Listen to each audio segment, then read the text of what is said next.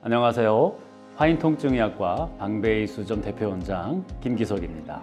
이번에 찾아뵙게 된 이유는요, 제가 진료실에서 환자분들을 모시고 진료를 볼 때 환자분들께서 종종 이런 질문을 하시곤 합니다. 선생님, 제가 허리가 아파서 조금 검색을 해봤는데 이게 허리 디스크 때문인지 척추관 협착증 때문인지 잘 모르겠어요. 혹시 두 개가 같은 질환인가요? 라고 하는 질문을 받을 때가 있습니다. 답변을 해드리자면 이 두 질환은요, 원인이 전혀 다른 병입니다. 자세한 설명은 이어서 알려드릴 텐데요, 그 전에 먼저 본인이 디스크인지 척추관 협착증인지 집에서 간단하게 해볼 수 있는 자가진단법을 알려드리도록 하겠습니다. 네, 먼저 이렇게 편안하게 바닥에 누워주세요. 이 상태에서 다리 한쪽을 천천히 들어주십니다.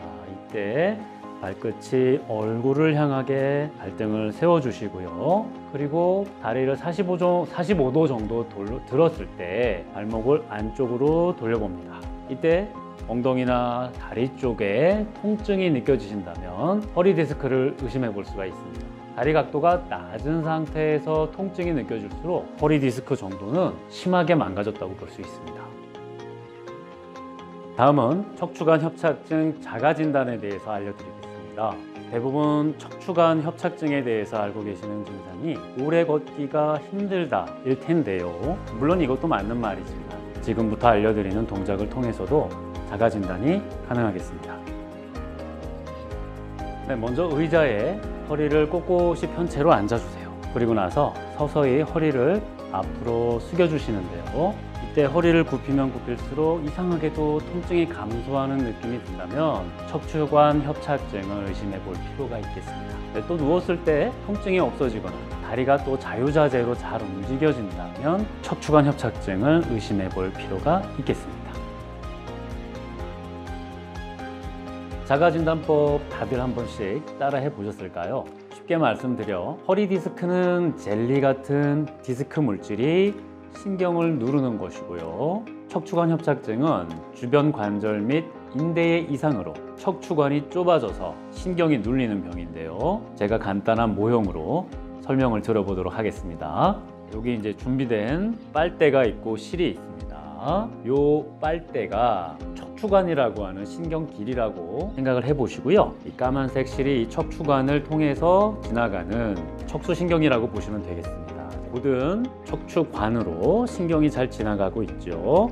올바른 자세가 유지되거나 누워 계실 때는 신경 길이 잘 뚫려 있고 신경이 이렇게 잘 지나가게 돼 있습니다. 보이시죠? 그런데 이 척추관 협착증 환자분들은 척추관의 일부가 좁아져 있기 때문에 서 계시거나 할 때 자세가 안 좋아지거나 할 때 이렇게 척추관이 구부러지거나 좁아지는 경우가 발생합니다. 그렇게 되면 어떻게 될까요? 아래로 내려가는 신경 경로가 좁아짐으로써 눌리고 신경이 상처를 받거나 해서 다리로 내려가는 신경에 통증이 전달이 되는 것이죠. 그래서 척추관 협착증 환자분들은 서 계시거나 오래 걷다 보면 다리가 아프다고 하시는 분들이 많습니다. 이런 원리로 인해서 척추관 협착증 환자분들이 그렇게 많이 통증을 호소하시는 것이죠.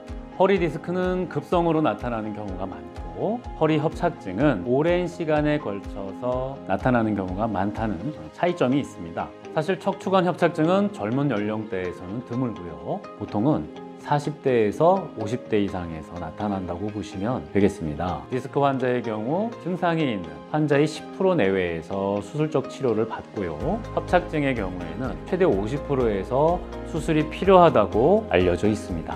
누구나 나이가 들면 척추관이 조금씩 좁아집니다. 어느 순간 갑자기 일어나는 것이 아니라 나이가 들면서 서서히 진행되기 때문에 증상이 발생하면 이미 되돌릴 수 없는 경우가 대부분입니다.